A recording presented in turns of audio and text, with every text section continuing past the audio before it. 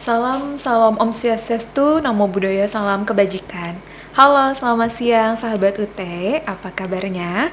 Perkenalkan saya Via, selaku host IG Live hari ini. Senang sekali rasanya hari ini, Selasa 10 Juni 2025, kita bertemu lagi di IG Live dalam program Bincang episode 96 dengan tema Sosialisasi Kurikulum Baru Program Studi Pendidikan Guru Sekolah Dasar PGSD.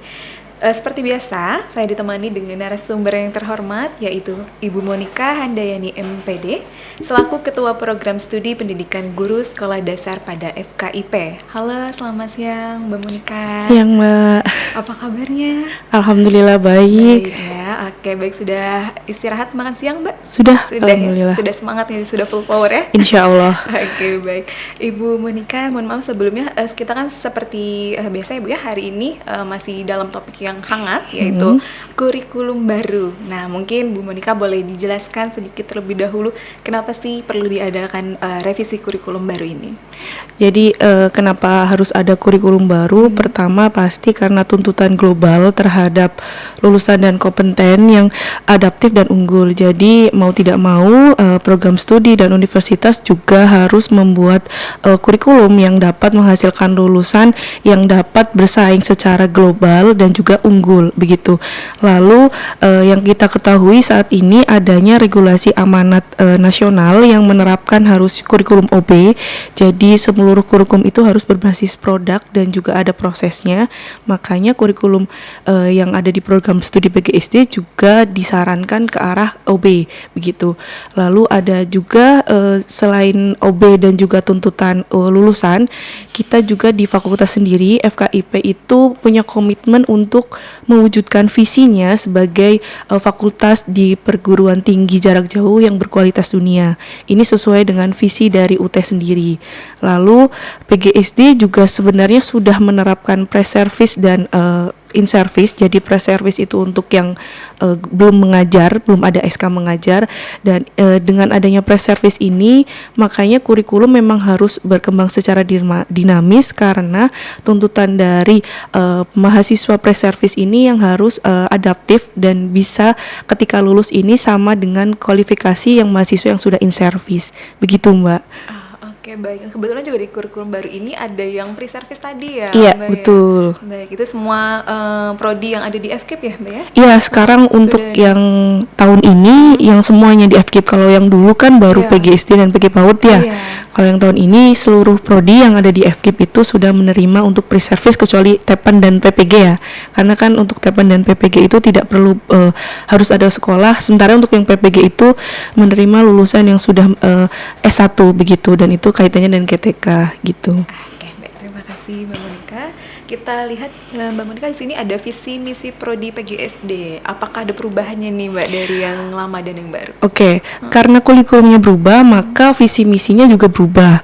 Tapi perubahannya itu tidak yang signifikan sekali, tetapi tetap selaras dan sejalan dengan visi misi yang di UT dan juga di fakultas. Untuk visi dari program studi PGSD yang baru ini adalah menjadi program studi unggulan yang menghasilkan pendidik pada bidang pendidikan sekolah dasar melalui sistem pendidikan terbuka dan jarak jauh yang berkualitas dunia. Sementara untuk misinya menyelenggarakan pendidikan berkualitas dunia yang dapat menjangkau seluruh lapisan masyarakat, khususnya dalam bidang pendidikan guru sekolah dasar, berlandaskan dengan budaya belajar yang mandiri. Yang kedua, menyelenggarakan penelitian dan pengembangan ilmu pengetahuan dan teknologi, serta bidang pendidikan jarak jauh dalam bidang pendidikan guru sekolah dasar yang berkelanjutan dan berkualitas dunia. Dan yang terakhir, menyelenggarakan pengabdian kepada masyarakat untuk memberdayakan dan menyejahterakan masyarakat melalui penerapan ilmu pengetahuan dan teknologi dalam bidang pendidikan guru sekolah dasar. Jadi dari visi misi ini diharapkan nanti mahasiswa yang sudah lulus di PGSD punya bekal menjadi seorang tenaga pendidik, atau dia juga bisa menjadi seorang asisten peneliti pemula. Jadi bisa meneliti yang ada di kondisi yang di kelasnya, di sekolahnya begitu, atau menjadi asisten penelitian dosen maupun profesor seperti itu. Dan yang ketiga bisa menjadi konsultan di bidang pendidikan begitu. Ini sesuai dengan profil lulusan di kami gitu. sekali nih Mbak untuk profil lulusannya. Baik, kalau dari perbandingan kurikulum lama dan kurikulum barunya nih Mbak. Oke, ini yang kemarin menjadi kekhawatiran teman-teman PGSD. Bu, kurikulumnya gimana? Takutnya nanti ada perbedaan SKS, nanti kami nggak diakui dan lain sebagainya. Tenang, jadi perbedaan SKS-nya hanya satu SKS saja, dan di kurikulum yang baru ini malah justru mahasiswa untung karena bisa menembus 146 SKS. Dan di kurikulum yang baru ini kita ada mata kuliah pilihan yang ada di semester 5 dan itu ada 7. Berikut yang sudah ada datanya di IG Live itu ada beberapa mata kuliah, nanti teman-teman cek di LKM-nya masing-masing. Ada mata kuliah seperti keterampilan menulis, metode penelitian, metode kualitatif, lalu pendidikan lingkungan hidup, psikologi komunikasi, pemberdayaan masyarakat, dan komunikasi personal bermedia, yang itu tidak semuanya harus ditempuh, tapi hanya pilih 2 dari 7 mata kuliah pilihan yang ditawarkan. Jadi pilih 2 saja, yang totalnya untuk setiap mata kuliah itu adalah 3 SKS. Jadi untuk mata kuliah pilihan yang diambil itu ada total 6 SKS begitu. Sebenarnya apa sih kenapa harus ada mata kuliah pilihan ini gitu? Karena untuk penjembatan itu tadi kami menginginkan, prodi itu menginginkan mahasiswa dapat menjadi 3 profil lulusan tersebut gitu. Jadi kalau yang mau ambil misalnya suka neliti nih, nanti dia ambilnya yang tentang metode penelitian begitu. Lalu misalnya yang mau jadi konsultan pendidikan, tiktoker di bidang pendidikan, bisa nanti ambilnya di komunikasi personal bermedia seperti itu. Oke, kembali lagi tergantung minat dari mahasiswanya ya Mbak Monika. Betul. Ya. Oke, baik. Nah, ini masih sama ya Mbak, perbandingan kurikulum lama dan kurikulum 2025-nya nih baru. Ya, itu dari mata kuliah praktik ya? Iya, ini juga yang sempat sekali menjadi pertanyaan. Jadi mata kuliah praktikum sama berpraktiknya itu ada perbedaan nggak sih? Ada perbedaan, ada yang hanya nambah sedikit mata kuliah untuk yang praktikumnya. Contoh untuk mata kuliah praktikum itu di kurikulum baru nanti tetap ada praktikum IPA seperti di kurikulum lama. Lalu ada mata kuliah untuk yang pre-service itu nanti ada mikro dan PLP, sementara untuk yang in-service itu ada PKM. Begitu, itu masih sama dengan kurikulum yang sebelumnya begitu. Lalu tambahannya hanya nanti di tugas akhir programnya itu yang bagian in service silakan nanti teman-teman pilih yang PKP dan juga ARIL atau ARIL gitu. Jadi pilih salah satu. Sementara untuk yang pre-service itu pilih apakah mau menempuh UKT, ujian komprehensif tertulis, atau ARIL begitu. Lalu yang berpraktiknya sebenarnya Mbak yang cukup ada perubahan yang signifikan. Jadi di berpraktiknya ini seperti mata kuliah kemasyarakatan, terpadu dan keras serangkap itu sudah tidak kami gunakan di kurikulum baru karena mata kuliah tersebut sudah istilahnya digantikan dengan mata kuliah baru yang lebih relevan dengan kurikulum OB-nya untuk program studi begitu. Tapi untuk jasmani dan rohani itu masih ada ya. Lalu dan untuk mata kuliah lain seperti literasi karakter kepramukaan itu yang baru. Lalu ada pembelajaran tematik terintegrasi di SD, ini sebenarnya menggantikan mata kuliah pembelajaran terpadu. Lalu ada mata kuliah baru yang untuk berpraktek yaitu pada penanganan anak berkebutuhan khusus ini. Dan yang terakhir ada bimbingan konseling di SD begitu untuk mata kuliah berpraktiknya. Oke, baik. Ini nanti bisa dilihat di katalog kurikulumnya ya, Mbak Iya, Monika nanti ya? dicek di katalog kurikulum masing-masing itu di bagian akhir ada kodenya dan itu dicek apakah kodenya BPR, BP dan lain sebagainya gitu. Oke, baik. Terima kasih Mbak Monika.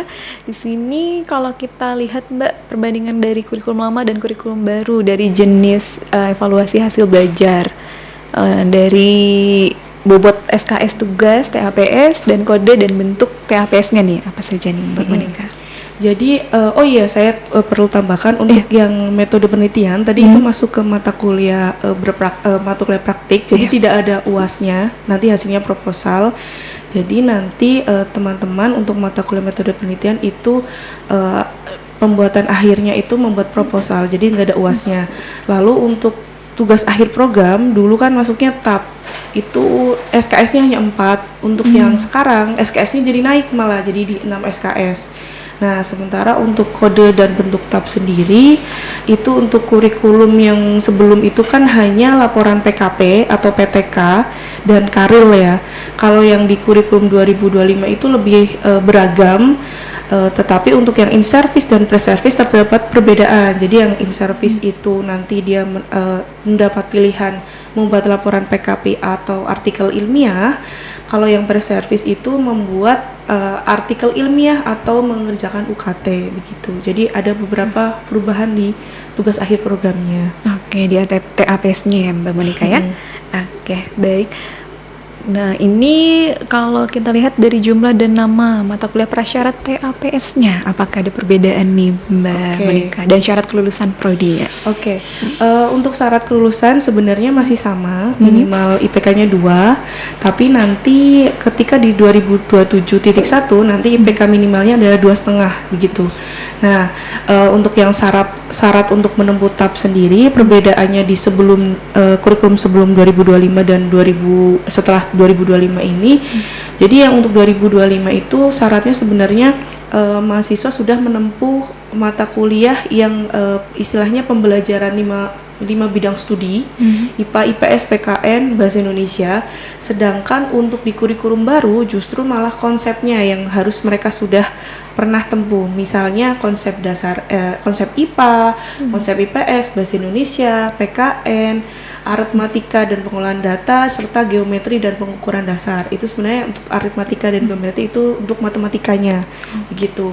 Lalu masih sama, teman-teman juga harus sudah pernah sudah pernah menempuh PKM untuk yang in-service. Lalu untuk yang PTK sudah ditempuh juga, karena dengan asumsi ketika teman-teman nanti khususnya untuk yang in-service mau membuat laporan PTK atau PKP itu sudah tahu metodenya seperti apa begitu. Jadi PTK ini harus sudah ditempuh sebelum mereka ini masuk ke TAPS gitu. Lalu untuk yang pre-service-nya juga mereka harus sudah menempuh mikro dan juga PLP, pengenalan lapangan persekolahan begitu Mbak. Oke, baik Mbak Monika. Kita lanjut di sini. Kode dan mata kuliah dan nama mata kuliah pilihannya ya. Ini sebenarnya sudah dijelaskan sih. Hanya ini perbedaan yang pre-service dan in-service ya. Jadi kalau yang pre-service itu nanti di bagian mata kuliah praktikum selain praktikum IPA, metode penelitian dan UKT Aril itu ada pembelajaran mikro dan pengenalan lapangan persekolahan yang harus ditempuh untuk mata kuliah praktikum. Sedangkan untuk yang in-service, mereka itu harus menempuh pemantapan kemampuan mengajar begitu. Karena diasumsikan kalau yang in-service sudah punya SD kan, jadi nanti prakteknya di kelasnya masing-masing. Sedangkan yang pre-service itu kenapa harus mikro dan PLP? Kalau yang PLP itu nanti mereka mau observasi sekolah itu gimana, iklim belajarnya gimana, cara mengajar gurunya gimana. Nah, sementara untuk yang mikronya cara mereka mengajar tapi dalam lingkup yang lebih kecil begitu untuk yang pre-service-nya gitu. Jadi sebenarnya perbedaannya hanya itu dan untuk yang berpraktik lainnya sama. Jadi ada literasi karakter, olahraga, pembelajaran tematik, penanganan anak berkebutuhan khusus dan bimbingan konseling. Gitu. Baik Ibu Monika. Tapi kalau untuk tadi ada bimbingannya Mbak untuk yang praktik di kelasnya? Tetap ada pembimbingnya ya? Iya, nanti karena dia berpraktek, jadi nanti konsep pembelajarannya itu juga dengan tutorial online tapi ada tuwebnya. Jadi skemanya Praton seperti itu. Jadi 4 kali tuweb dibimbing oleh tutor. Nanti juga ada penilaian dari teman sejawat dan juga untuk yang pengenalan lapangan persekolahan itu dengan gurunya. Ada guru pamongnya begitu. Menarik sekali ya Mbak Monika ya. Baik, kita lanjut di sini Mbak. Kalau kita lihat dari bobot SKS TAPS-nya nih, apakah ada perubahan dari yang lama dan yang baru?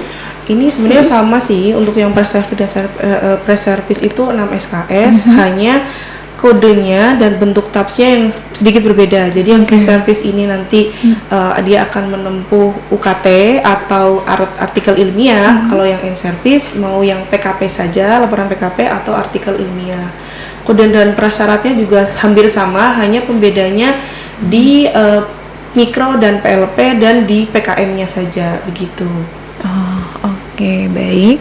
Kita lanjut kembali. Nah, itu Nah, untuk yang, IPK lulusannya ya. Jadi untuk yang tahun ini masih 2, nanti di 2027.1 insya Allah akan berubah, akan naik 2,5. Kenapa kami minta naik?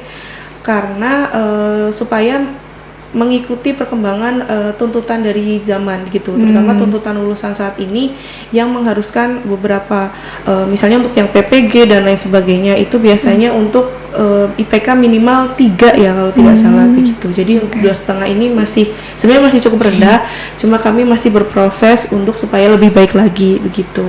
Oke, mungkin jadi mahasiswa yang masih semester awal sekarang bisa dimaksimalkan nih. Iya, bisa Mbak Monica ya. dimaksimalkan begitu. Oke, baik. Ini kalau kita lihat ada tabel bantuan belajarnya nih, Mbak. Oke, Nah, untuk macam-macam bantuan skema. itu bisa dibaca sendiri sebenarnya Iya, katalog ya bantuan iya. belajarnya. Jadi disediakan apa saja karena kan PGSD itu kan sipasmi ya. Iya. Jadi ada kegiatan tidak full tuton tapi ada tuweb dan TTM-nya begitu. Terutama saran dari kami biasanya untuk mata kuliah berpraktik, praktikum, ya, praktik itu sebaiknya jika memang disediakan 3 layanan itu ambil yang bisa tutorial webinar atau tatap muka begitu, kecuali untuk mata kuliah tertentu yang memang hanya disediakan untuk skema pratonnya seperti metode penelitian, bimbingan pembelajaran mikro dan PLP begitu Mbak. Oke, baik. Nanti kalau 3 pilihan ini bisa dipilih salah satu saja, Mbak Monica. Iya, salah satu aja begitu. Baik.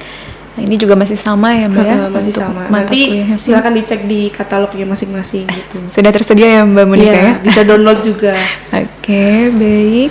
Kita lanjut di sini dari desain mata kuliah praktik atau praktikum atau TAPS-nya nih. Nah, iya. Mana nih, Mbak Monica? Oke, untuk desain mata kuliah praktikum dan praktikum TAPS itu sebenarnya hampir sama dengan kurikulum yang lama.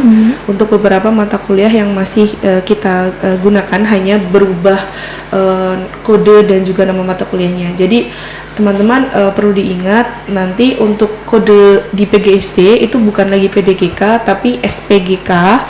Dan beberapa mata kuliah ada yang berubah namanya, ada yang masih tetap gitu. Nah, untuk mata kuliah seperti praktikum IPA ini kodenya kebetulan berubah tapi namanya masih sama dan kodenya itu berubah jadi SPGK 4107, sementara kegiatan pembelajarannya itu masih sama dengan kegiatan pembelajaran yang saat ini dilakukan oleh teman-teman untuk yang praktikum. Jadi untuk yang praktikum mahasiswa tetap harus melakukan praktikum, bukan siswanya tapi mahasiswanya yang melakukan kegiatan praktikum IPA bisa menggunakan kit, bisa menggantikan dengan alat yang lain yang ada di sekitarnya. Untuk yang tuton, kalau yang tuweb dan TTM biasanya nanti akan diarahkan menggunakan kit karena dia dekat dengan UT daerahnya dan juga dengan pembicaranya gitu. Nah, untuk yang praktikum IPA masih sama skemanya seperti itu, jadi tidak ada UAS-nya, full dari laporan dan kegiatan praktikum yang dilakukan, dan nanti penilaiannya itu instrukturnya atau tutornya sendiri. Sementara untuk yang metode penelitian ini disediakan layanannya hanya praton, jadi nanti teman-teman yang registrasi untuk yang metode penelitian silahkan cek e-learningnya begitu, karena pasti namanya akan terdata di salah satu kelas tutorial untuk metode penelitian itu. Dan di kegiatan belajarnya sebenarnya teman-teman nanti akan dibimbing untuk menghasilkan proposal penelitian, baik itu yang mau ambil PTK atau mau penelitian pendidikan dan penelitian kuantitatif, kualitatif dan lain sebagainya. Tujuannya apa sih sebenarnya? Kalau teman-teman nanti sudah ada gambaran mau membuat penelitian tentang apa, ketika teman-teman di semester 8 menempuh ARIL atau memilih ARIL, bukan UKT ataupun UKT, itu teman-teman bisa tinggal nyusun bab 4, bab 5-nya saja untuk yang PKP. Kalau yang dia ARIL berarti tinggal nyusun artikelnya aja. Tinggal turun ke lapangan terus dapat data terus tinggal nyusun artikelnya aja gitu. Jadi mata kuliah ini sebenarnya membantu teman-teman menjembatani bagaimana melakukan penelitian dengan baik begitu. Lalu untuk yang TAPS ini baik itu ARIL dan UKT ini juga ada layanan tuton, tuweb dan TTN-nya. Tapi untuk yang ARIL ini layanannya hanya praton begitu, dan skemanya sama kayak Karil yang sekarang, jadi ada 4 kali pertemuan tuwebnya gitu. Oke. Untuk yang mikro, untuk yang pre-service itu juga ada tuweb 4 kali dengan tutor, dan yang PLP juga sama, itu nanti ada tuwebnya 4 kali. Bedanya yang mikro ini teman-teman tidak perlu ke sekolah, tapi yang PLP teman-teman perlu cari sekolah mitra gitu. Karena teman-teman harus ngobservasi sih kegiatan belajarnya seperti apa, gurunya ngajarnya gimana, siswanya seperti apa.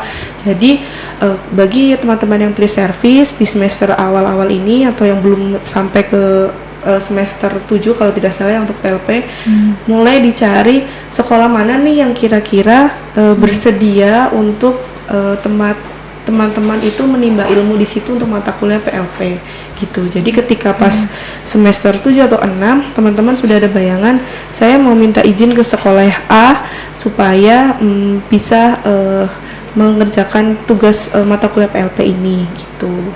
Nah ya, yang terakhir untuk yang PKM ini masih sama skemanya dengan mata kuliah PKM yang saat ini gitu. Jadi ada tutor webnya atau tatap mukanya, jadi dipilih salah satu. Untuk yang tutor itu disediakan praton sinkronus banyak 4 kali gitu, webnya 4 kali gitu sih Mbak. Baik, kalau dari penilaiannya Mbak Monica apakah ada perubahan?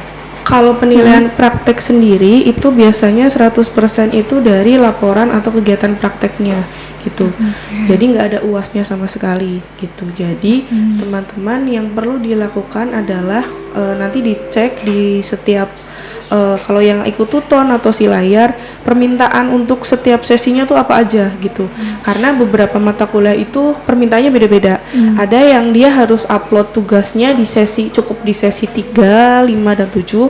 Tapi kayak yang PKP dan PKM itu di setiap sesi mereka harus unggah tugas. Dan jika salah satu sesi itu miss, biasanya nilainya itu nggak bisa maksimal gitu, karena kan tetap pembaginya sama, dan ternyata yang di sini miss dia ngumpulinnya hanya di sesi yang keberapa misalnya. Nah jadi mesin nariknya dia nggak ngerjain nih di sesi 1, 2, 3 gitu.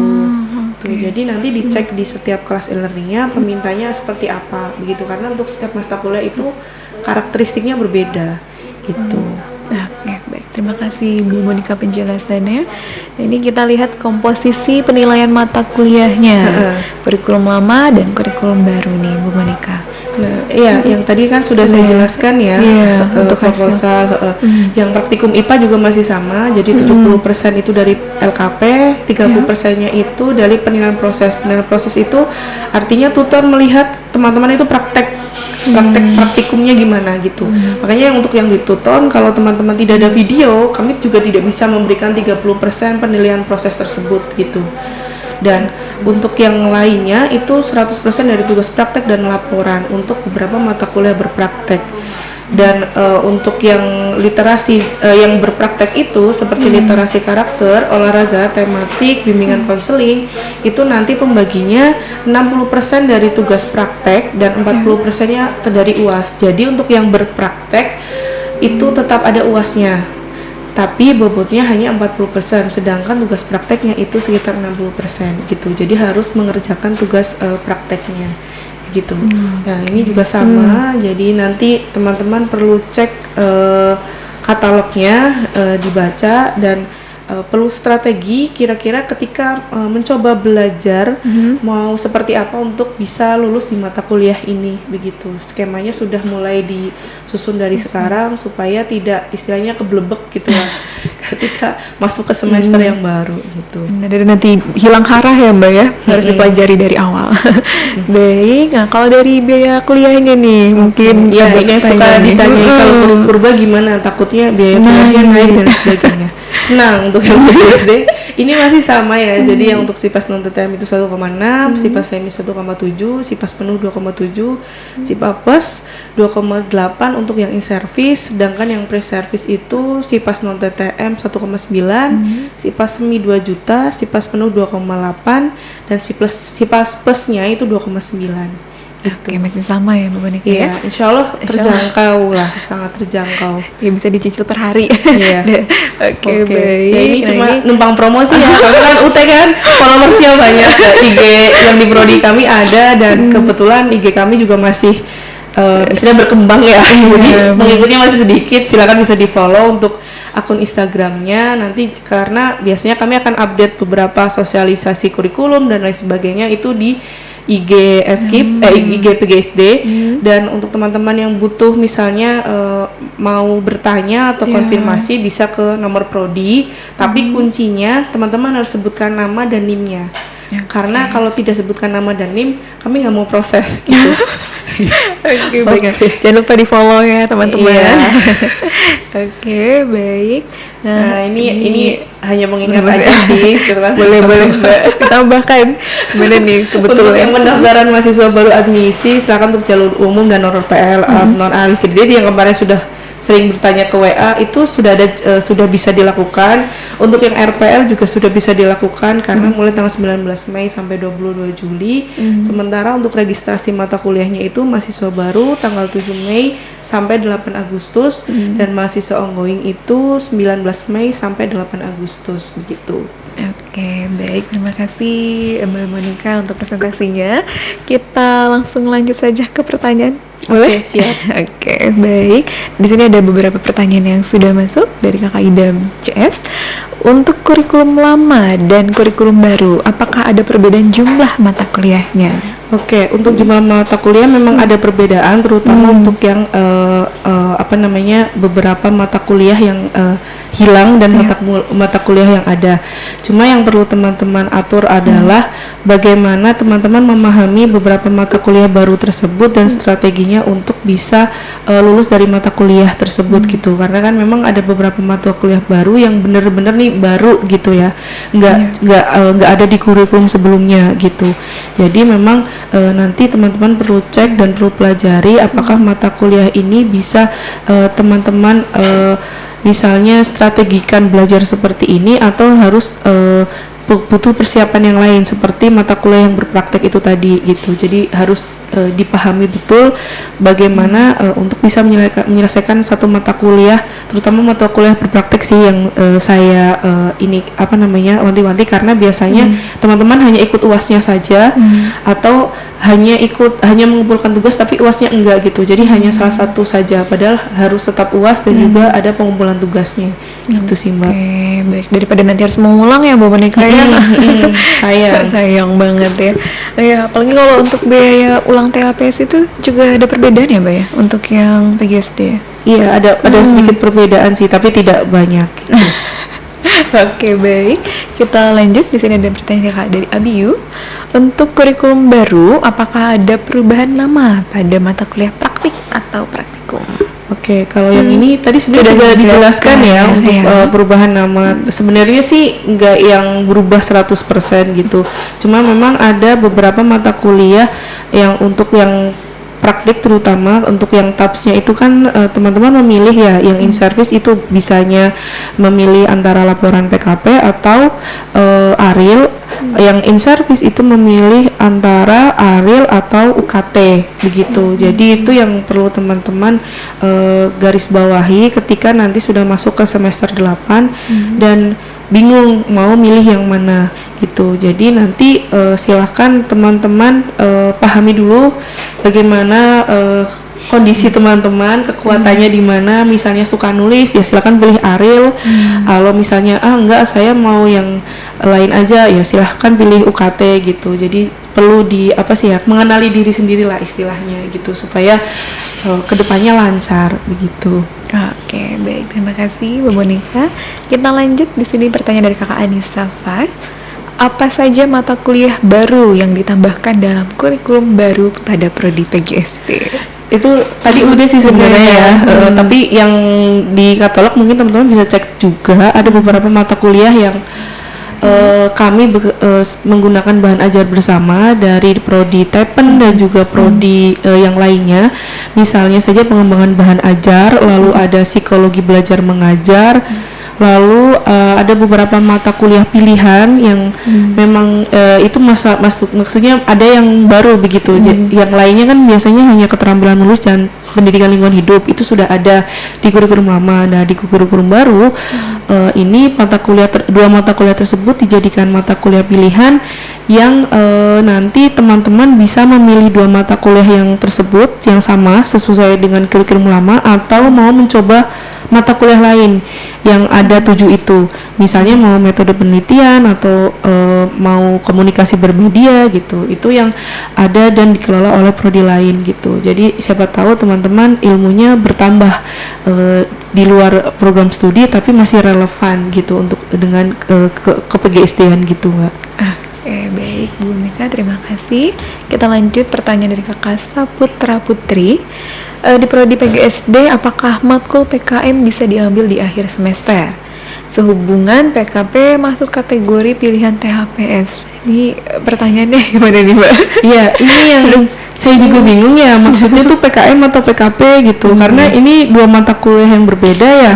Kalau yang PKM ini pemantapan kemampuan mengajar, artinya nanti teman-teman akan buat RPP, lalu melakukan kegiatan simulasi mengajar di kelas, direkam videonya, lalu diberikan ke tutor, diperbaiki, lalu membuat RPP lagi dan lain sebagainya. Sementara yang PKP ini teman-teman itu membuat kayak semacam laporan PTK yang ada 2 siklus. Jadi misalnya nanti ngajar pakai model atau media ini, terus nilainya diolah, terus dilaporkan ke tutornya seperti ini Bu, gitu. Nanti membuat laporannya ada apa namanya pengutipan dari referensi dan jurnal lain gitu. Jadi ini dua mata kuliah yang cukup berbeda. Cuma kayaknya sih ya saya prediksi ini sebenarnya nanya PKP kayaknya, karena sehubungan PKP masuk kategori pilihan di TAPS. Jadi mungkin nanya mata kuliah PKP bisa nggak diambil di akhir semester. Jadi kalau yang PGSD itu kan sudah paket ya sistemnya, jadi ngikut aja dengan semester dia yang ada di kurikulumnya. Jadi kalau dia harus ditempuh di semester 8 ya artinya harus ditempuh semester 8, nggak boleh misah. Jadi nanti diregistrasikan gelondongan dengan semesternya itu gitu. Begitu pula PKM juga tidak bisa di akhir semester karena dia ada di semester, kalau tidak salah semester 5 atau 6 ya, kalau 6 kalau nggak salah, dan dia harus ditempuh di semester itu, jadi nggak bisa diambil di luar semester tersebut begitu. Balik lagi karena SIPAS Bu Monika. Iya, karena sistem paket itu. Oke, baik, terima kasih Bu Monika. Kita lanjut dari Kakak Fauji. Di kurikulum baru ada mata kuliah pilihan, maksudnya bagaimana? Apakah boleh diambil dan tidaknya berapa mata kuliah? Ya, ini yang kemarin sempat ditanya juga oleh beberapa pengurus salut ya. Jadi mata kuliah pilihan di PGSD itu kan ada 7. Nah, itu di LKM muncul semua Bu. Ini apakah harus ditempuh? Banyak banget jadinya gitu. Enggak, ini nggak harus ditempuh semua, tapi hanya diambil 2 gitu. Diambil 2, itu pun harus nanya ke mahasiswanya. Mahasiswa mau yang mana nih dari 7 mata kuliah tersebut yang kira-kira mereka tertarik, minatnya di situ, terus sesuai sama bidang keahliannya di situ, dan nanti mereka bertanggung jawab ketika memilih mata kuliah tersebut. Jadi bisa ketika sudah ditempuh ya bertanggung jawab dalam artian dia konsisten mengerjakan tugas-tugasnya, diskusinya, lalu interaksi dengan tutornya dan lain sebagainya sampai UASnya dan mendapat nilai yang maksimal gitu. Jadi untuk yang mata kuliah ini teman-teman cukup pilih 2 dari 7 mata kuliah tersebut gitu. 2 ini terserah teman-teman mau jadi apa gitu, karena kan 7 mata kuliah ini sebenarnya sesuai dengan profil lulusan PGSD ya. Jadi kedepannya teman-teman selain jadi guru, maksudnya tenaga pendidik, itu teman-teman mau jadi apa gitu, atau misalnya ketika setelah menjadi tenaga pendidik mau PPG, kayaknya saya butuhnya yang ini deh, yang komunikasi personal bermedia, karena kan PPG tugasnya berat ya, harus apa-apa bikin video, apa-apa bikin ini gitu ya. Bisa ditempuh untuk mata kuliah yang komunikasi personal bermedia itu gitu. Jadi untuk mata kuliah ini hanya dipilih 2 dan disesuaikan juga dengan minatnya teman-teman gitu. Kira-kira mau memilih mata kuliah apa dan mungkin sesuai dengan strateginya mereka. Misalnya kalau yang mau dia bikin artikel ilmiah yang bagus, berarti nanti bisa ke metode penelitian kualitatif dan metode penelitian kuantitatif gitu. Atau kalau yang pengen jadi tenaga pendidik aja, teman-teman bisa menjadi pilih keterampilan menulis dan juga pendidikan lingkungan hidup. Atau misalnya mau jadi TikToker atau menjadi konsultan gitu, bisa pilih yang komunikasi personal bermedia dengan psikologi komunikasi gitu. Jadi hanya dipilih 2 saja dari 7 mata kuliah itu. Oke, jadi 7 mata kuliah pilihan itu wajibnya dipilih 2 gitu ya, Mbak betul. Monika ya. Oke, baik. Kita lanjut kembali di sini dari Kakak Erza Mulia. Kak, kalau PGSD Prajabatan ada skripsi nggak di kurikulum baru ini? Oke, ini yang ditanyakan ya, yang perservis sebenarnya, ya, Prajabatan. Kalau khusus prodi PGSD memang tidak ada skripsi, tapi diminta untuk memilih salah satu, mau ujian komprehensif tertulis atau memilih artikel ilmiah. Untuk artikel ilmiah itu juga dari hasil penelitian dia sebenarnya, tapi hasil penelitian di bidang pendidikan, bisa dari hasil misalnya action research-nya, PTK-nya, atau dari hasil penelitian surveinya yang di sekolah atau ke siswa, atau bisa dari hasil kajian literatur yang ke pendidikan begitu untuk yang pembuatan artikel.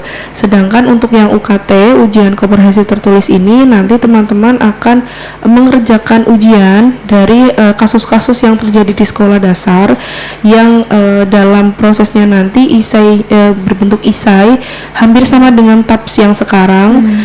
Yang sudah ditempuh di kurikulum yang lama, cuma karena bobotnya 6 SKS mungkin akan ditambah dengan beberapa soal yang lebih kompleks gitu, menyesuaikan dengan bobotnya gitu. Jadi jawabnya juga meskipun ujian aja, tapi kalau teman-teman jawabnya ngasal, nilainya juga bakal anjlok di situ, karena butir penilainya sendiri kami sudah biasanya akan merumuskan sesuai dengan kasus-kasus yang sudah kami sediakan, yang sesuai dengan kekinian di sekolah dasar begitu, kasus-kasus yang kekinian di sekolah dasar begitu, Mbak. Oke, terima kasih Mbak Monika. Kita lanjut lagi di sini dari Kakak Haikal. Bagaimana sistem penilaian nilai akhir mata kuliah dalam kurikulum baru ini? Tadi sebenarnya sudah sekilas ya, Mbak, yang sistem penilaian itu masih sama sih sebenarnya. Jadi untuk yang tuton itu masih berperan jika UAS-nya itu 30% untuk beberapa mata kuliah yang bukan mata kuliah berpraktek atau mata kuliah praktikum atau mata kuliah praktek gitu. Sementara untuk mata kuliah praktikum itu full tidak ada UAS, tapi nilainya itu dari hasil laporan atau kegiatan proses mahasiswa tersebut begitu. Sedangkan untuk mata kuliah berpraktek itu nanti 60% itu dari hasil tugas praktek dan 40%-nya UAS-nya gitu. Jadi untuk yang berpraktek ini yang teman-teman perlu garis bawahi, karena tidak biasanya beberapa teman-teman mahasiswa ada yang mungkin kurang informasi, jadi tidak tahu mata kuliah mana saja yang berpraktek, dan dia itu tidak aktif di tuton, tidak aktif di TTM atau TUWEB, hanya ikut UAS-nya saja. Jadi ketika UAS merasa yakin nilainya bagus, kok keluar nilainya E gitu. Baru ditanya ke prodi, kok saya nilai segini ya Bu? Saya kan nilai UAS-nya, saya rasa tuh saya dapatnya harusnya 80 minimal. Oh ternyata beliau ini tidak ikut prosesnya, jadi proses pembelajaran seperti tuton, TUWEB, TTM-nya gitu tidak ikut gitu. Ini yang perlu diwanti-wanti untuk yang mata kuliah berprakteknya gitu, jangan sampai miss di salah satunya gitu. Oke, jadi kembali lagi dilihat di katalog kurikulumnya. Iya. Seperti Mbak Monika ya. Baik. Kita lanjut lagi di sini dari Kakak Ajeng. Setiap semester kan maksimal 24 SKS untuk kategori SIPAS, tapi saya selalu dapat di 21 SKS. Namun bisa tambah 3 SKS lagi tidak. Cara tambah 3 SKS-nya lagi gimana? Gimana nih Mbak Monika? Ini kan seperti yang disebutkan tadi ya, karena PGSD itu SIPAS ya, jadi untuk nambah SKS itu tidak bisa, jadi sesuai dengan sistem paketnya, nggak bisa nambah 3 SKS lainnya, kecuali kalau teman-teman misalnya mau mengulang nilai mata kuliah yang dirasa teman-teman itu kurang baik. Iya. Tapi kan itu mata kuliah yang sudah ditempuh kan, Iya. bukan mata kuliah yang selanjutnya kan Iya, gitu. benar. Jadi kalau yang itu bisa ditambahkan satu mata kuliah tersebut di layanan SIPASnya gitu. Tapi kalau yang belum tertempuh terus dia biar nanti lulusnya cepat dan sebagainya mau diambil, itu nggak bisa karena PGC itu kurikulumnya SIPAS gitu Mbak. Oke, baik, terima kasih Mbak Monica. Kita lanjut lagi dari kakak Binar _ mohon jelaskan apa syarat untuk penjaringan TAPS di Prodi PGSD. Oke, tadi sebenarnya udah ya Mbak. Jadi yang tadi pokoknya kalau yang persyaratan TAPS itu pasti teman-teman harus sudah menempuh 5 mata kuliah bidang studi, tapi yang konsepnya seperti konsep IPA, konsep IPS, bahasa dan sastra, geometri dan aritmatika, lah itu harus ditempuh. Lalu yang PKN juga, pendidikan kewarganegaraan, itu harus sudah ditempuh. Lalu untuk mata kuliah lain seperti PKM, PKM itu juga harus ditempuh untuk yang in service dan PTK juga. Jadi untuk PKM, PTK itu untuk in service itu harus ditempuh, dan untuk yang pre service, PTK, mikro dan PLP itu juga harus ditempuh begitu. Jadi nanti dicek lagi di sosialisasi prodi yang kemarin itu juga sempat dijelaskan untuk beberapa mata kuliah prasyarat untuk tahap sendiri gitu. Nanti dicek dan di katalognya juga sudah ada kok, nanti dicek aja gitu. Baik. Lagi-lagi harus diwajibkan baca ya Mbak. Oke, baik. Kita lanjut. Di sini ada pertanyaan dari Kakak Abraham. Kalau matkulnya semua sudah ditempuh, keterangannya itu gimana? Karena saya mau registrasi semester 5 tapi tulisannya semua sudah ditempuh. Gimana nih Bu Monica? Ini maksudnya mungkin harusnya nggak semester 5 mungkin registrasinya, semester lain gitu. Kalau enggak nanti dicek di MUT-nya, dicek di LKM-nya, di semester mana yang kira-kira nilainya belum keluar. Biasanya itu masuknya ke paket tertinggal, dan teman-teman itu harus ambil meskipun itu di semester yang misalnya sekarang teman-teman semester 6 itu ternyata di semester 4 atau semester 3 gitu. Itu harus ditempuh supaya nilainya nggak bolong gitu, dan kalau nggak ditempuh juga nggak bakal bisa lulus karena harus keluar semua nilainya gitu. Nanti dicek di LKM-nya masing-masing, di aplikasi MyUT kan sudah ada kan ya biasanya. Oke, baik Mbak Monica. Kita lanjut lagi dari Kakak Lisa. Kalau ada SK mengajar selama 3-4 tahun dan saat ini sedang semester 6 dengan skema layanan SIPAS, apakah SK mengajar itu bisa untuk membantu di mata kuliah tertentu? Gimana nih Mbak Monica?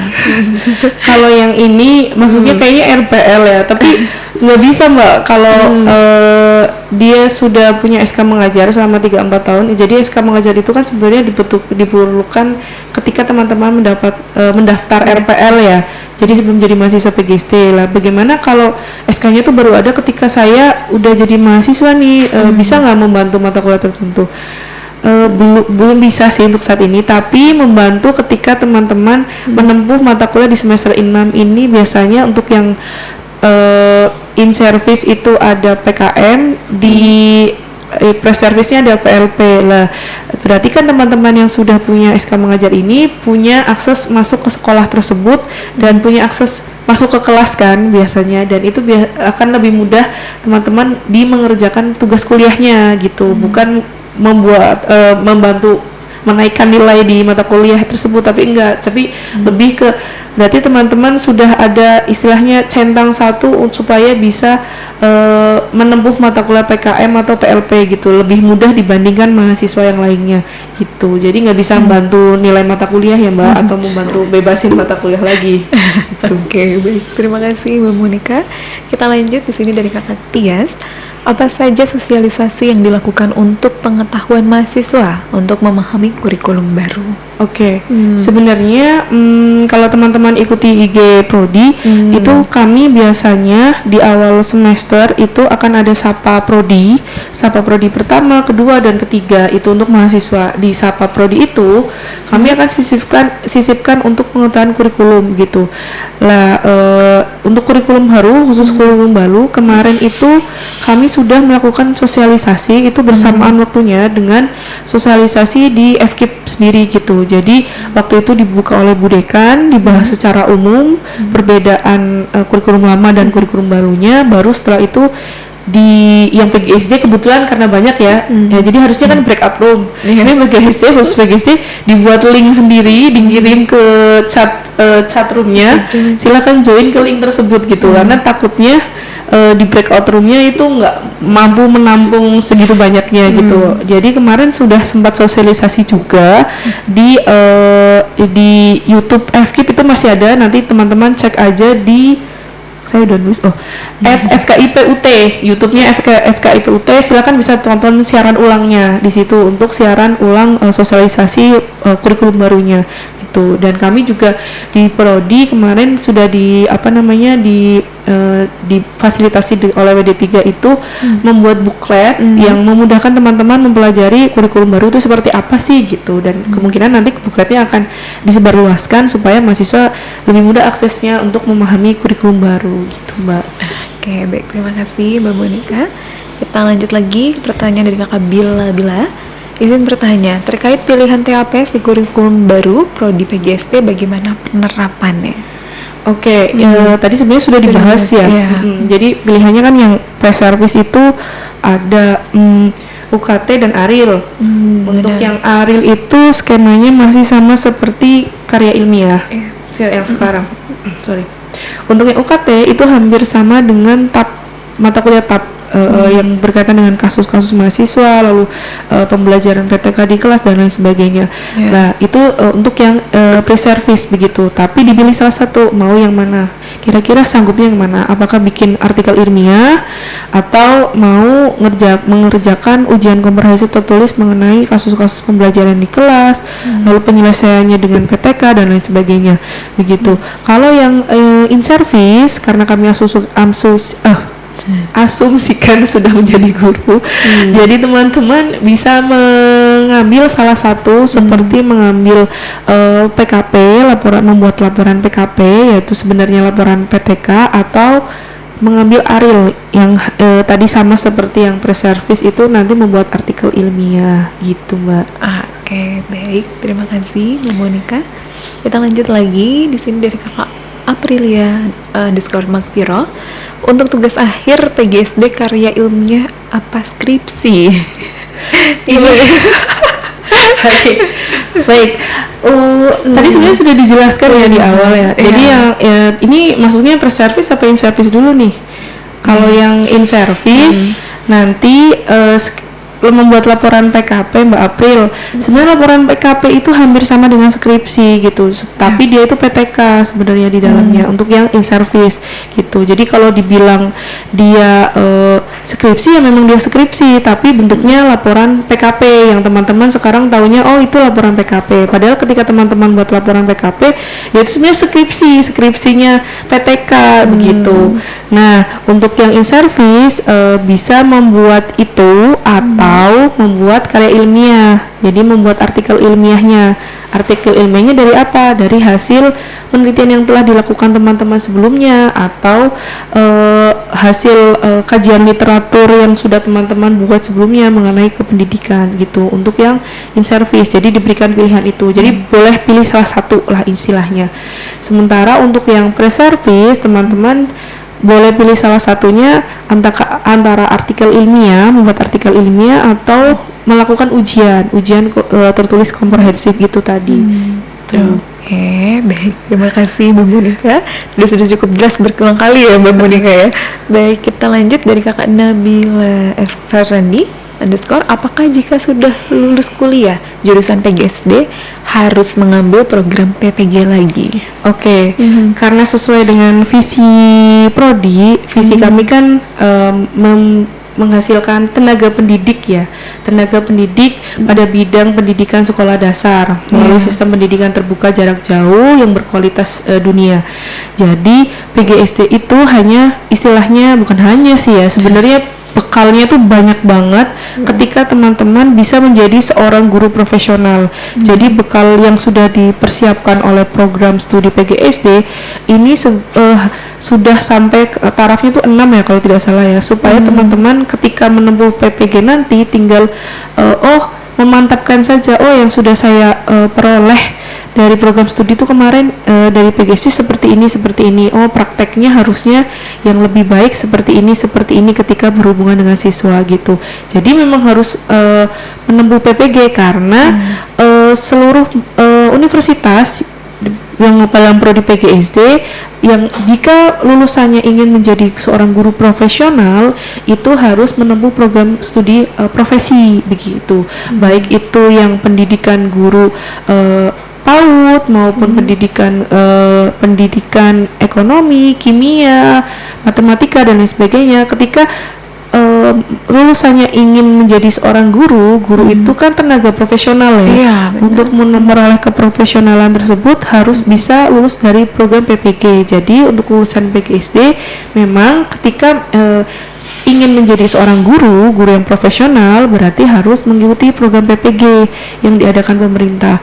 Dan program PPG itu pun ada dua ya, yang guru tertentu dan calon guru. Kalau yang teman-teman fresh graduate itu nanti masuknya ke calon guru, dan yang teman-teman yang sudah punya dapodik ya kalau istilahnya ya, pokoknya sudah terdaftar di SD-nya yang biasanya in service ini itu bisa masuk ke guru-guru tertentu begitu skemanya. Untuk yang ini juga berbeda ya kalau yang jadi saya sekalian ya Mbak yang PPG Mbak biar mereka ada gambaran. Jadi kalau yang pre-service yang fresh graduate itu yang nanti mau PPG nanti sekitar 2 semester untuk belajar menjadi seorang guru profesional. Sedangkan untuk yang guru-guru tertentu nanti sekitar kurang lebih 3 bulan ya maksimal itu teman-teman mengerjakan LMS, lalu membuat jurnal pembelajaran, diupload di situs di website yang sudah disediakan oleh GTK, lalu ada ujiannya gitu. Dan di sini sebenarnya hanya istilahnya mematangkan dari apa yang sudah teman-teman peroleh sebelumnya ketika S1, dan ada ilmu-ilmu baru yang pastinya teman-teman akan lebih tertarik lagi ketika menerapkannya di sekolah dasar gitu. Karena beberapa ilmu-ilmu baru seperti deep learning, sosial emosional dan lain sebagainya itu ada di PPG gitu. Jadi apakah harus ambil PPG lagi? Jawaban saya iya. Dan karena memang itu sudah sudah diamanatkan di dalam peraturan pemerintah ya, untuk menjadi guru profesional itu teman-teman harus ambil pendidikan profesi. Jadi yang PGSD kalau mau dinyatakan sebagai guru berarti harus ambil PPG. Kalau lulus dari PGSD itu baru menjadi tenaga pendidik gitu, tapi belum profesional gitu. Jadi harus ditempa lagi nanti di program PPG. Dan UT sekarang sudah ada pendidikan PPG gitu. Jadi kalau mau PPG di UT silahkan untuk yang tapi tergantung ininya juga sih. Tapi kalau biasanya lulusan PGSD itu biasanya maunya PPG-nya di UT gitu. Tapi ya tergantung kebijakan pemerintah nanti seperti apa untuk penentuannya. Oke, terima kasih Bu Monika. Kita lanjut lagi ya. Di sini dari Kakak Mahen Arafi, nama Willim Mahendri, UT Semarang. Izin menanyakan, saya baca katalog kurikulum terbaru pada prodi PGSD, di situ tertera PKM tidak ada kode praktik atau berpraktik. Dan di situ juga ada jam ujiannya. Apakah di PGSD matkul PKM memang tidak praktikah? Terima kasih. Baik, sebelumnya saya mohon maaf untuk yang kejadian ini. Jadi kami kemarin juga sudah menerima laporan ini, mungkin ada kesalahan ketik di situnya. Jadi harusnya itu kodenya 99 berpraktik, dan kami kemarin sudah mengajukan surat untuk perbaikan katalog gitu. Jadi nanti dicek lagi di katalog terbaru yang ada di UT di website UT ya, untuk perbaikan kode PKM-nya, karena harusnya dia adalah mata kuliah berpraktek, dan di beberapa UT daerah itu sudah istilahnya menginformasikan kesalahan tersebut begitu. Jadi sebelumnya kami mohon maaf juga ya, nanti teman-teman untuk yang PKM ini adalah mata kuliah praktek, jadi tidak ada UASnya dengan kode 99 gitu. Nanti akan saya follow up lagi apakah sudah terupdate di website ut.ac.id-nya untuk yang katalognya begitu. Oke, nanti mohon dibantu pengecekan secara berkala ya Mbak Monika ya. Baik. Nah, kita lanjut lagi. Di sini dari Kakak Yongki Abraham. Kak, ini kan semester 8. Nanti pilihan skripsi PKP atau artikel ilmiah ini bisa dipilih setelah nilai semester 7 keluar. Soalnya belum bisa diklik. Terima kasih.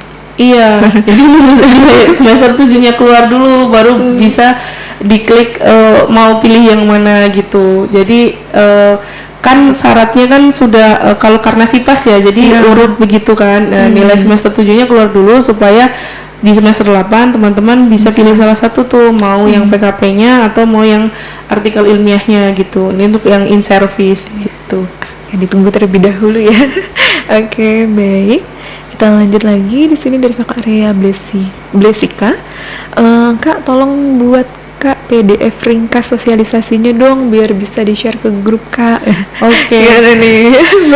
Kemarin itu sebenarnya sudah buatkan booklet. Nanti saya follow up lagi ke tim kemarin apakah sudah oke. Jika sudah oke, biasanya nanti kami akan share juga di IG Prodi bookletnya supaya teman-teman bisa melihat ringkasan kurbanya seperti apa gitu. Dan kebetulan saya juga punya beberapa mahasiswa yang punya masuk ke dalam grup mahasiswa. Jadi saya biasanya minta tolong teman-teman mahasiswa tersebut untuk follow up informasi-informasi baru gitu. Tapi kan grupnya banyak ya BGSD ya.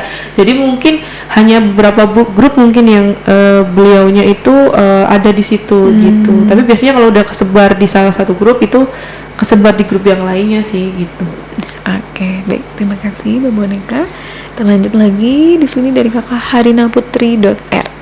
Praktikum IPA di SD di katalog lama itu kan tahun lalu di semester 7. Di tahun ini ada di semester 5 atau 6. Sedangkan saya akan registrasi di semester 7. Jadi bagaimana itu Kak? Oke, baik. Iya, jadi ada beberapa mata kuliah, saya lupa infokan Mbak. Disclaimer. Jadi beberapa mata kuliah memang letaknya mata kuliah yang maksudnya masih ada di semester yang baru ini, beberapa ada yang letaknya berbeda dengan letak di mata kuliah di kurikulum lama. Jadi misalnya kayak yang praktikum IPA itu dulu kan semester 7. Kenapa yang baru semester 5? Ini kan saya mau registrasi semester 7. Terus praktikumnya nggak ada, nanti nilai saya gimana dong? Ya, otomatis itu akan bolong. Jadi di LKM-nya yang teman-teman nanti download itu nilai praktikumnya itu kan bolong. Tapi ketika teman-teman mau registrasi praktikum mata kuliah praktikum IPA itu akan muncul pertama. Jadi itu harus diregistrasikan supaya teman-teman tetap tempuh di semester 7 ini gitu. Jadi teman-teman tempuh di semester 7 dengan harapan ketika teman-teman menempuh di semester ini nilai praktikum ibu keluar, dan nanti di semester 8 itu yang bolong di semester 5 itu praktikum IPA-nya juga nilainya keluar gitu. Jadi berbarengan dengan nilai di semester 7-nya keluar begitu. Oke, baik Mbak Monika. Kita lanjut lagi. Di sini dari Kakak Yongki Abraham. Jelasin PKP atau artikel ilmiah online atau tatap muka. Gimana nih Mbak? Kalau yang artikel ilmiah ini skemanya sama seperti karir sekarang. Jadi artikel ilmiah itu hanya ada pratonnya. Itu jadi harus online, nanti sinkronus 2 tutorial webinar dengan dosennya di e-learning, di Teams 4 kali. Kalau yang PKP ini teman-teman bisa online tuton atau bisa tatap muka atau bisa menggunakan si layar gitu. Jadi dipilih aja yang mana. Cuma biasanya untuk yang SIPAS yang biasanya ada pokjarnya, ada SIPAS semi, ini biasanya masuknya ke si layar dulu gitu, atau tatap muka. Nanti ditanya ke UT daerahnya dulu, karena pengalaman di kami awalnya itu masuk ke tuton, tiba-tiba di sesi keberapa ternyata pindah ke si layar gitu. Tapi nggak masalah sih, yang penting kan tugasnya tetap terpenuhi begitu untuk yang PKP itu. Baik, terima kasih Mbak Monika. Kita lanjut lagi. Di sini dari Kakak Rabitul Dewi ya, _ 004. Tips buat maba prodi PGSD, Ibu bagaimana?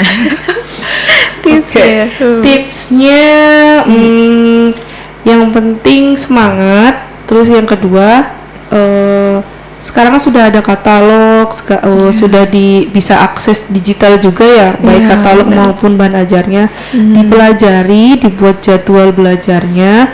Nah, katalog itu kenapa harus dipelajari juga? Karena teman-teman bisa istilahnya dari sekarang sudah mulai distrategikan.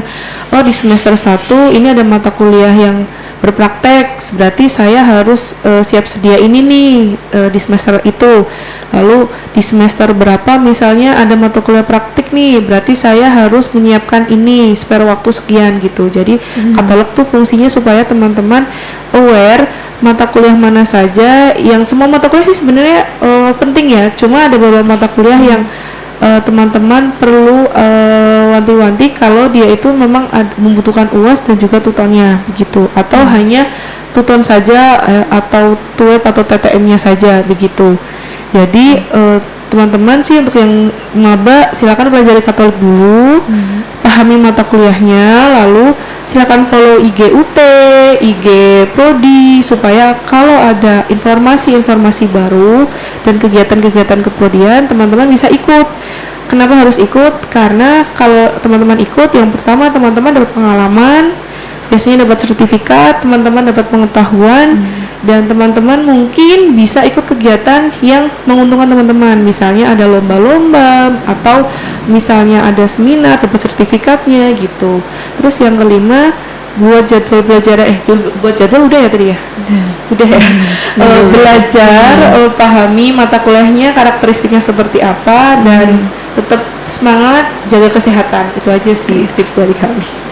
Oke, nah, mungkin yang calon mahasiswa yang belum bergabung, yang Mbak Monica boleh langsung saja gabung di Universitas Terbuka.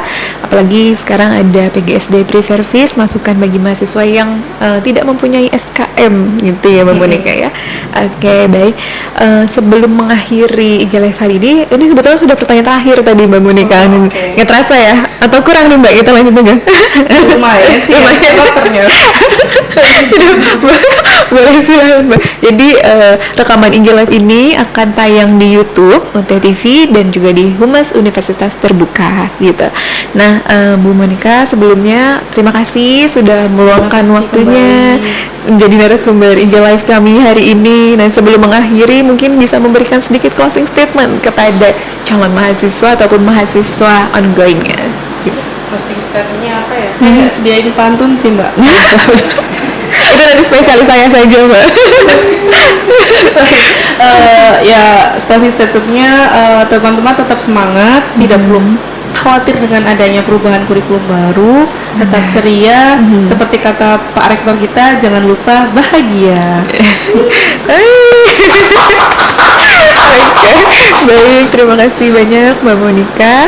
Oke, jadi sahabat UT, reminder lagi, tadi sebenarnya di awal juga sudah diinformasikan bahwa pendaftaran mahasiswa baru jalur RPL dan non-RPL untuk diploma sarjana saat ini sudah dibuka. Jadi nanti bagi mahasiswa yang calon mahasiswa yang tertarik mendaftar di UT, langsung saja mendaftar di admisi stripsia.ut.ac.id. Oke, Mbak Monica, saya izin pantun sedikit boleh? Silakan. Oke, nanti boleh minta cakepnya ya. Oke, baik. Sepatu cantik kulit rusa. Beli sepasang untuk tetangga. Kalau belajar jangan putus asa. Kalau jatuh bangkit sekuat tenaga. Assalamualaikum warahmatullahi wabarakatuh.